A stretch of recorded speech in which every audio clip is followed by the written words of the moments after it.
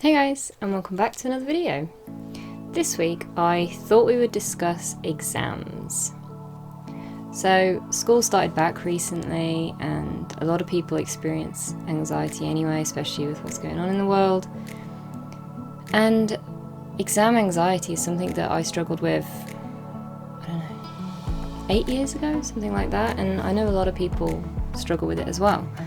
And I mean, it makes sense, even if you don't suffer with anxiety on a day-to-day basis, exams are really stressful situations.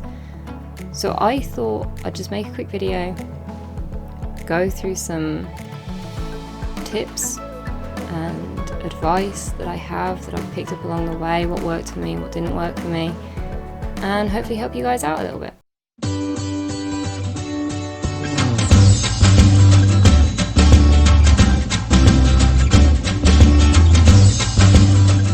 First thing, when it comes to exams, make sure you are prepared with the knowledge, right? So I know this has nothing to do with anxiety, but actually it does, because if you're worried you won't know the answers, that's a whole worry within itself. So you want to make sure that you know what you need to know for that exam. So whether it's maths or science, computers, whatever. You want to know what you need to know, right? So that means doing a load of exam papers, making sure you do the revision, asking the teachers or lecturers for any extra information or for help if you're not sure about something. Don't be afraid of speaking to your teachers about it, right? I know it's never fun, especially they usually make you stay during lunchtime or after class or whatever. But it's worth it so that when you go into the exam, you know what you're doing. So back in GCSE time, which was 10 years ago now, I didn't suffer with anxiety at the time. I was fine with exams, but in my maths exam, there was one topic that I didn't know. And that one topic was the A-star question, and I was terrified that it would come up because I was like, that is the only question that I have to answer in order to get an A-star. If I get it wrong, definitely won't get top marks, right? So I went into that, and thankfully it wasn't that one question, but I still don't know it, and it still stresses me out, even though I have no reason to know it, because it was to do with graphs and fractions and finding the curve. But you want to take that stress away from it. So take as long as you need. The way that I used to go through revision and stuff was I would try to read through the books that I needed to read through. Honestly, knowledge didn't stick just through reading, so I would just do as many practice questions, practice papers. There's usually a load of resources online. Take your time. And that brings me to my second point, which is if you are doing a practice paper, do it in a similar environment to the actual exam. So silence was a big issue for me. I mean, it still is to some extent, but it's not influencing my life as much. But silence is so unnerving, especially in a tense situation, right? Some people find quiet places relaxing, but it is so unnatural in an exam environment to just sit there in silence. You know you're not allowed to talk to anybody. You know you're not allowed to get up and move. Having a drink is suspicious. All of that kind of stuff. So practice it. Get yourself comfortable with doing an exam in total silence. And yes, it's not quite the same, but it helps because it feels less unnatural going into it. But personally, I'm somebody that always likes having a bit of background noise, whether that's music or just the TV on. So going from always having something going on in the background to then dead silence is just horrible. So give yourself a chance, sit down for a couple of hours, complete silence, and do the practice paper.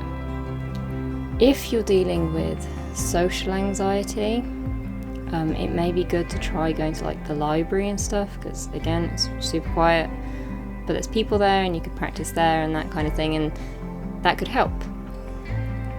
So you want to replicate it as best as you can. Now, my first experience of anxiety in an exam was horrible because, firstly, as I said, I didn't struggle with exams before that. It was at A-level and it was a subject I was confident in. It's not that I didn't know what I was doing. I knew the people, I'd known them for years, and just suddenly I was not okay and I didn't get it and I didn't know what to do. So in that moment, I remember, like, for me, I think it was the bit before anyway, like as soon as I sat down I was just like really not okay. But the moment that you start to feel yourself getting nervous, or you start to feel those like horrible physical symptoms, just stop and take a moment, right? Exams are usually over an hour long. You have time, even if you need 5 minutes. So try and just take a breath, clear your mind. You know, again, practice beforehand.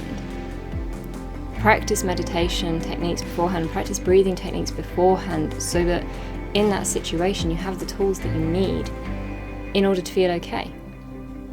Because if you don't practice it and you try it in the moment, it might not work, because it takes time. That's one of the things I found really frustrating, is that nothing worked straight away.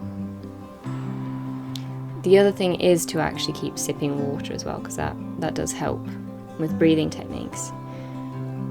The other thing in the actual exam is to not watch the clock. That was the biggest mistake I made, and I always try and avoid it. But whenever I'm feeling like super anxious, I'll always like look how quick time's going. Is it going quick? Is it going too slow? Like, am I going to be able to stay here for an hour? Like, 1 minute seems like an hour, and it's just, it stresses you out more. So ignore the clock, which I know isn't great because they always encourage you to plan out your time for each question. But if you are feeling really anxious, just ignore the clock for a moment. Forget about how much time has passed. Just focus on the questions. You know, if you can immerse yourself in what you're doing, you're less likely to feel anxious, because the environment, like, you're not going to be paying as much attention to the environment, which means you might not feel as anxious because you are focusing on something, right? So those are kind of really the only tips I have if you suddenly feel anxious. If you know you suffer with anxiety and your school's aware, I mean, even if they're not aware, this is my next point, that speak to your teachers or your head of year, or however it works in your school. But for me, I always had a head of year or an academic tutor, something like that, and go to them and explain to them that you really struggle with exams, and you know that you'll kind of struggle to do the paper, and the anxiety will compromise your quality of work. Because that's what you don't want to happen. You don't want to end up failing an exam because you're anxious. Because that's what nearly happened to me in my second business exam, I think it was. And I just suddenly felt really anxious. Like, I'd prepared myself mentally. I gave all the advice that I've just given you. So I followed all of that through, and I was feeling great. And then I noticed I was feeling fine, and then I felt anxious. So that's the other thing, like, try not to pay too much attention to how you're feeling, just focus on what you're doing. Because when you're doing that, you should be fine. Once you start to notice how you're feeling, then you start thinking about how you're feeling, and then it just starts to spiral, and then you notice everything else apart from what you're actually doing. So I ended up not finishing half of my paper, which, I mean, thankfully I didn't fail, but I got a very, very low grade, which I guess is to be expected if you only do half a paper. So speak to your teachers. Get advice from them, right? Because sometimes they'll say there's nothing really they can do. Sometimes they might say, well, actually you can do the exam by yourself. That was an offer that I got back in sixth form, I think, where it was like, okay, we'll put you in a room by yourself, so you're not around people then, right? Because the other thing is, at the time nobody really knew what was going on with me. I didn't know what was going on with me. So it was all a bit messy anyway. But if you have an idea, like with anxiety, and you know what your triggers are, it's easier to put in place support systems. So see what they can do. They might be able to move you away from others so you can do it by yourself, which is great if you have social anxiety. If you have agoraphobia, again, they might be able to put you closer to a door. At uni, what I ended up having was a support worker, and that meant that I was allowed to leave the room, which obviously you're not really allowed to if you're by yourself, because then you could go cheat. So it's a stressful environment for everybody, right? Because you don't want people to get away with cheating and then use anxiety as an excuse, right? Because if you're allowed to leave, you go, oh, I'm anxious, I need to pop outside for a bit, and they have to go, oh yeah, okay, then you can cheat, and then the whole system kind of falls apart. So it's understandable that there are strict rules in place, but that doesn't mean we can't get through it. So if you can have a support worker, that's super helpful. If you can sit by the door, that's super helpful. And try to break it down, right, like into little tasks. So rather than thinking like, oh my god, I've got to sit in this room for 2 hours, focus on, okay, there's 10 questions. I'm going to do 2 questions and then go outside or take a breather or whatever situation you're in. I mean, it really depends. But try to do it like that you're just taking one question at a time, one moment at a time, not thinking of the entirety. Because that uni exam was 3 hours long, but I finished after 1 hour. But I did actually finish the exam. So I finished everything I needed to do. I had 3 hours, I managed to do it in an hour. I mean, I didn't do great, I did okay, but I did it. And that was such a huge achievement, because at the time I hadn't managed to do an exam. The other thing is, some schools will let you do certain exams at home. Back in sixth form, again, I had like one exam that I was allowed to do at home because it was like a 10-hour exam, like an art exam kind of thing.